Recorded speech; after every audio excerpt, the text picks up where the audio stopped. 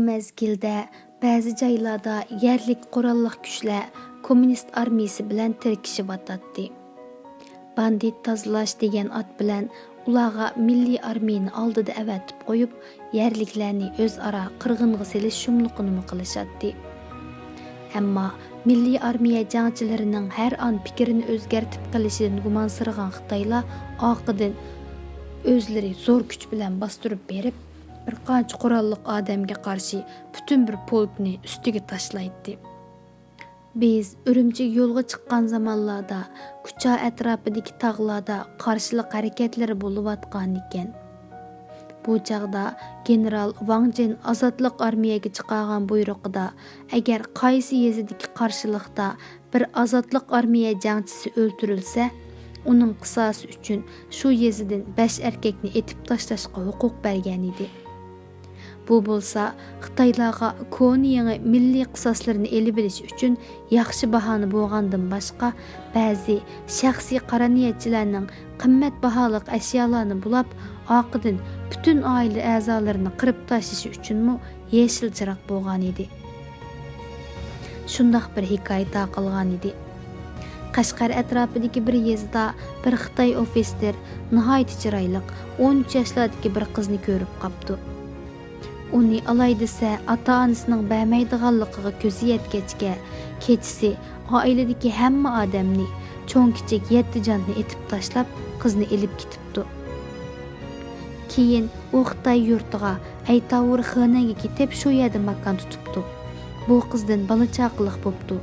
Ularning bir qo'shnisi keyingi zamonlarda Amerikaga kelib makonlashgan ekan. Ana shu qo'shnisi bu voqeani keyin Amerikadagi Uyg'urlardan biriga so'zlab bergan ekan. Abturdan. Urumchida tegishli rasmiyatlar bitirilgicha qamoqda bo'ldik. Keyin yana bir oz erkin, ammo nazorat ostida ishildik. Maktablarda Xitoy muallimlar bilan birga turib tarjimonlik qildik. Material tarjimonlik qildik. Saqchi idoralari nazoratlarda baliki milliy kadrlarning hammasi degidek ili tarafning harbiy va ma'muriy kadrlari edi. Ularning nihoyat az bir qismida milliy his uyg'oq bo'lsa-mu, ko'plari Xitoy tarafidan berilgan amallardan mast bo'lib, xudini bilmay qilishgan bo'g'ashqa. Bizni jahongirlarning g'olchisi, Angliya, Amerika, Turkiyaning jasusi degandek haqoratlar bilan atab turadi. Vatan xoini deganmi shularning ichidagi doimiy otlarimiz edi. Bu milliy kadrlarning ko'pinchisi Sovetda o'qigan yoki Sovet ta'siridagi g'ulchida o'qigan bo'g'ashqa ruscha biladiganlar ko'p, xitoycha biladiganlari yo'q deyarlik edi. Tarixdagi ishlar davomli o'xshamaydigan shakllarda takrorlanib turdi ekan.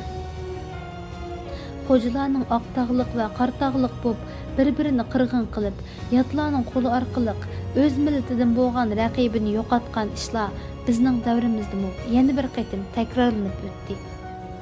Raqibingni yo'qotishib berib, ondan jangda halsirgan senimi yo'qotadigan tarixning o'yini yana bir qatim bizni masxar qilib o'ynaldi. Bu o'yin yana uzoq davomlashadi. Biz yana o'yinda rol elib, rejissorlarning topshiriqini o'rindaymiz. Tarixning o'yinlarida xolar-xolimas rol elib qolgan kishilar qahramon bo'lsa-mu xoinning, dahiy bo'lsa-mu matuning rolini o'ynab qolishi mumkin. Bu ash odamlarning to'tligidan, qo'rqinchaqligidan emas. Tarixning sirliq takrorlanishidagi sirliq kuchdan bo'lsa kerak. Tarixning butunlay aqlning sirtidagi qonuniyati hech kimga to'ydirmay, shu qadar malmon bo'lib ketgan yurtimizni bir izga tushirmoqda edi. Satqinlik bilan qahramonlikni anqirg'ili bo'lmaydigan bir xil ustuliqda aralashtirib, bir narsaga aylantirmoqda. Bastilik, so'latlik xalq to'pi, chiroyi o'likninkidek xunuk va bechora ko'rinadigan Xitoylar oldida qo'l qo'shtirib turish yana takror boshlanyotdi. Qo'l qo'shtirg'izishning usulimi boshqacha edi. Ilgari Xitoy ularni qurolning hayvasida ashundoq ta'zim qildirgan bo'lsa, hozir sehriy afsun bilan go'yo ular yurakdan xohlagan tarzda buni o'zlariga sharaf his qildirgan holda yukindirib atadi. Bu mezgilde qizil sehrgarlar kishilarni afsun bilan xomush qilib etgan yoki gipnozlik yo'li bilan mengisini kontrol qilib olgandek. Hamma odam talbilarcha bir xil qizg'inlikqa cho'mgan edi. Milliy shoirlarimizmi ajoyib rasvolashgan edi. Tang atqanda degandek she'rlarda Xitoyning vatanimizga istilosi tang deb sifatlanadi. Dahi Mao Zedong qilgandi jaka, surilib bulut yuz ochdi osmon, Beijingga shu dam tikilganda tog', Jonghua eliga yog'di sharabshan. Xuddi Tungan Xitoy qo'shinlari qatlamlardan keyin boshlagan bulang talanglarning oxirisi o'zlarini bulashqa aylangandek bir holat bizning ma'naviy yoki ideyaviy sepimizda ro'y bermoqda edi. Yangi kelgan hukumatni maqtash va ruhiy jihatda bir-birini talon-taroj qilish davomlashmoqda. Buni bulangchilik demay nima deymiz? Bu bulangchilik tarixdagi har qanday bulangchilikdanmi eg'ir bo'g'isi. Mal-mulk bulansa, ruhing sog'lom bo'lsa, yana o'zingga kelalaysan. Ammo yangi hukumat faqatla mal-mulk bulaydigan bo'lib qolmay, sendan hamma narsani tortib oladi. Sening oq-qorga hukm qilish iqtidoringni, yomon ishlardan yerkinish huquqingni, so'yish va so'yilish huquqingni bulavatadi. Millatning yuziga mangulik ahonat bo'ladigan narsalar sehr afsun dastidan xudini yo'qotgan kishilarning qo'li bilan jimiy matbuotni to'ldirgan edi. Odam tasavvur qilib baxmagan, faqat yomon tushguli o'xshaydigan, lekin o'yg'oq bo'lganligimiz uchun uning bir qora besish ekanligini his qilmayli qabul qilayotgan rasvochiliklar oq-oqidan maydonga keladi-yu, uningga hech kim hayron qolmaydi. Bu mezgilda Qashqarning Paxtakli yezisiga yer islohotiga tushgan Sayfiddin Azizi, Paxtakli dehqonlari nomidan Mao Zedongga xat yozishdek ajoyib pastkash bir ishni o'ylab topgan. Natijada uning bilan aki boladek birga bo'lgan Tayyibjon Eliyov degan yosh yigitning qalamidan Mavjushiga xat degan milliy ahonatni barliqqa keltirishdi. Salam sana Mavjushi Paxtakli degan yerdan zamonandan kuch topgan ozod dehqon xalqdan deb boshlangan bu xatning shoir qalami bilan she'r qilib yozilishini xat aloqa tarixida bir mo'jiza deyish bilan birga yaloqchilik tarixining yuksak samarasi desak bo'ladi. Bir tajovuzchini millatning eng o'yg'oq tabiqasi bo'lgan ziyolilarni tunib yetanmaslikdek bundoq illat boshqa hech qanday millatda bo'lib baxmagan bo'lsa kerak. Bu xat va keyingi zamonlarda Keriyadan Beijingga piyoda berib Mao Zedongni ko'makchi bo'lgan Qurbon Tulumdek pastkash ulgular milliy ruhni sundirishda, tarixga salbiy dalil yaratishda Xitoylar uchun tepilg'usiz angushtar edi. Deyli bir xalqaro jamiyat Birlashgan Millatlar Tashkiloti bizga g'amxo'rlik qilmoqchi bo'lib, Xitoylarga besim qilsin deyli. Xitoylar bizning Xitoy xalqini jondan so'yadigan, Xitoysiz yashayamaydiganligimizni, ularni tajovuzchi deb emas, saxovatchi, ozod qilg'uvchi deb tonuydiganligimizni mana shunday misollar bilan isbot qila oladi. Bundaq qiliqlarning shu zaman uchunla ziyni bo'lib qolmay, tarix uchunmi peshonimizdan ketmaydigan, adolatsiz bir maraz bo'lib qoladiganligini tushunmagan edik. Balkim Mavra eski xat yozishdek sadoqati Xitoylarni bak ta'sirlantirib etgan bo'lsa kerak. Bu yosh bola bir o'mak tarkibida pitoiy qismlardan hol so'rash uchun Koreyaga avatilishdak iltifotga, keyin Beijingga berib Xitoy cho'nglari bilan ko'rishdek baxtiyorlikqa munoil bo'ldi. Ondan qaytib kelib, Jo Inlay meni bola shoir deb akilatdi deb iftixorlanib so'zlab yurdi.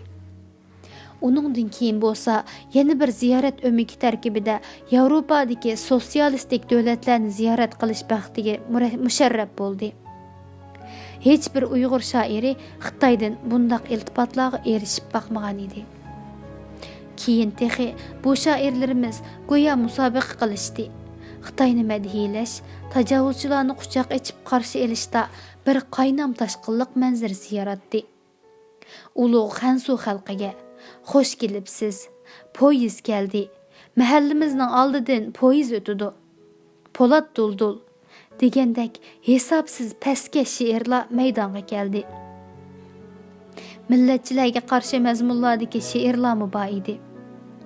Stanchiga, İstanbulchi apandiga degandek. Bularni she'r demay, xoinlikning iqronomisi deyishkim bo'ladi. Ammo biz faqat bizning xalqimizla mana shundoq rasvolikni normal bir ishdak, bo'lishga tegishlikdak, hatto havas va qiziqish bilan qabul qildi. Naqadar ahonat dama bu. Balkim insoniyatning uzoq tarixida, dunyoning turli bulung-puchqoqlarida har qanday bir g'alati ishni yuz bermaydi degili bo'lmaydi. Lekin inson aqli tarixning har qanday bir davrida bundoq tuvan ahvolga tushib qolgan emas. Allah o'z ruhidan po'lab jon ato qilgan inson, Allohning eng iftixorli asri bo'lgan inson aqli bu qadar haqoratga uchragan emas. Tarixda nurg'un podshohlar va ularni madhiylaydigan o'rdi shoirlari o'tgan. Lekin bundoq kollektiv holdagi butun millat xarakterlik o'rdi shoirligi bo'lib baqqan emas. Ba'zilar deyishi mumkin. Shu zamonni hisobga olganda buni normal deyish kerak emasmi? Zaman o'tib, to'g'ri xato ayrilgandan keyin baho berish nima degan oson? Zamanni e'tiborga olgandimi, bu munofiqlikni oqlashning chorasi yo'q. Kim bularni ashundoq sharmanda narsalarni yoz deb majbur qildi? Hech kim. Ularning faqat shaxsiy sharafi, nom chiqarish herismanligidan boshqa harakatlantirguvchisi yo'q edi. Faqat kitoblarda, matbuotlarda ismini ko'rish havasila shayton vasvasasi bo'lgan edi. Konkretroq aytganda, bu kollektiv o'rdi shoirligi shu tartibda bo'lgan deyishga bo'ladi. Avval ma'lum manfaatlarga bog'langan munofiq ulgular yaratilgan, xuddi Teyibjon va uning zamondoshlaridek. Ular manfaat, martaba, daraja, atoq, sharaf uchun qilgan bo'lsa, ulgu borliqqa kelgandan keyin boshqa agash kuchilar hamoqatlik bilan bu izdan ketavergan. Gerçi keyingilarga hech qanday amaliy manfaat berilmagan bo'lsa-mu. Asli gapimizga kelaylik. Biz kelib ko'p o'tmay Xitoy Sovet do'stligi badili va kommunistlikning tub aqidasi ijobiy bilan ba'zi Sovet dushmanlari, kommunizm dushmanlari, xalq dushmanlari deb qalpoq kiydirilgan ziyolilarga, millatning to'nilgan cho'lponlariga o'lim jazosi berildi. Mening sabdoshlarimdan Chingizxon Damulla va Qurbon Qo'day 1952 yili 25 fevralda etildi. Shu kunlarda Nazarbanddagi Mas'ud apandimi o'z uyida o'libdi. Buning bu bir turlik suiqasd bo'lish mumkinligimi chetga qoqqali bo'lmaydigan ehtimollik edi. Chunki kommunistlar vaqtisining qabihligida fashistlarni illalloh degizvatgidek darajada emasmi? Arat ostida ishiltib yurgan milliy kadrlar ichida Hamid Turdini uchirtib qoldim. Bir kuni u meni turmadan elib, saqchi maktabdagi darsga tarjimonlik qilishga elib borgan edi. Men uning omadi kelgan zamonda gap qilsam, xuddi bir narsa tama qilgandek bo'lmasin deb gap qildim. Hatto to'nuydigandekmi ifodada bo'lmadim. Ammo u yo'lda mashina bilan ketayotganda o'zi gap ochdi. "Ha, Sabit apandi, ahvollar qandoq?" dedi u g'oliblik tantanasi bilan. Uning oxirgi qatim Sabitga deb xitob qilganligi aniq esimda edi. Amdilikda gradusi birdilla tuvallab qapti. U hatto sizlashga yoki sanlashga tava bo'lmagan majhul jumla qo'lini batatdi. Men uning birinchi jumladala sanlayamay qiynalib, Uyg'ur tiliga yot jumla shaklida gap qilganiga ichimda kulgim keldi. Rostini desam, uning ko'zining ma'naviy ko'rligiga ichim og'irdi. Xuddi o'zingiz ko'rib turgandek, dedim ta'addigimi, samimiyatga o'xshamaydigan ohangda. "Helimo ta'liying borkan, Sabit, kommunizmga qarshi narsalarni yezib yurmabdi ekansan. Bo'lmasa, bu qatimqi qatorda buzurklaringning yeniga ketgan bo'lading. Bakmi haromzada nemasan-a? Men sening kommunizmni qanchalik yomon ko'rdiganligingni bilaman. Sen men bilan talay qatim munoziralashgan. Ammo buni yozma ifoda qilmaganligingdan buningga dalil isbot yo'q-da. Dalil isbot bakmi kerak bo'lib ketmaydi-ku. Yavaşlıq bilan ishlab gunohingni yo'q. Yaxshimi, xansuchini o'ginib qo'yib ekansan. Shuning xosiyati odam bo'lib qolyapsan. Bo'lmasa qorong'udan chiqmay yotatding. Alloh shukri. Og'zingni yum. Allah palla deb to'la tishimga tegma. Aramızda mana shundaq do'stona ham suhbatlar bo'lib o'tdi. Ko'rdingizmi? Bir millat qandoq buzildi. Uzoq tarixlarda chetdan kelgan sopeshonchilik xalqimizni poch-poch bo'lib, elga ofat bo'lgan edi. Bir-birini qirg'in qilishda shunchalik uzul-kesil bo'lishganki, musulmon deb turib qilishgan vahshiyliklarni tilga olsang, odamning teni shurkangudek darajalarga berib yetgan. Hatto o'zining qavmini qirish uchun kofirlarni elga boshlab kelishdan yonmagan edi. Mana shularmi ketdi, yo'qoldi. Xuddi suv ketidi, tosh qoladi, o'sma ketidi, qosh qoladi degandek. Sirtdan kelgan bundaq o'tkinchi maslaklar ketib, yana mushu xalq o'zi qolmadimi? Shulardan yana savoq olmaymiz-ku. Keyin biz yana bir azod bo'lib qoldik. Biz deginim ashu billa qechib, keyin chegirdan qaytib kelganlarning hammamiz. Hoji Yaqub o'tkirlarmi nazorat ostida tarjimonlik qilib yurishgan edi. Endi ularmi azod bo'lib, to'liq maosh ishlaydigan bo'pti. Shundimi o'z uyimizni nazarband etdik. Boshqalar bilan bahdi keldi qilish, oqshomlari do'st birodarlarning ziyorati degandek yerlarga ketolmaydik. Ishqiba, ishdan kel, yotqingda yot. Shakldagi hayot davom qiladi. Men to'liq maoshga ishlayda turgandan keyinla pul tejab bir radio setib oldim. Radio orqali dunyo yangiliklarini bilib turishim kerak edi. Bo'lmasa, bizdagi matbualarda odamning qusqusi kelgidek yolg'ondan boshqa narsa bo'lmasa, odam ko'r bo'lib qolmamdi.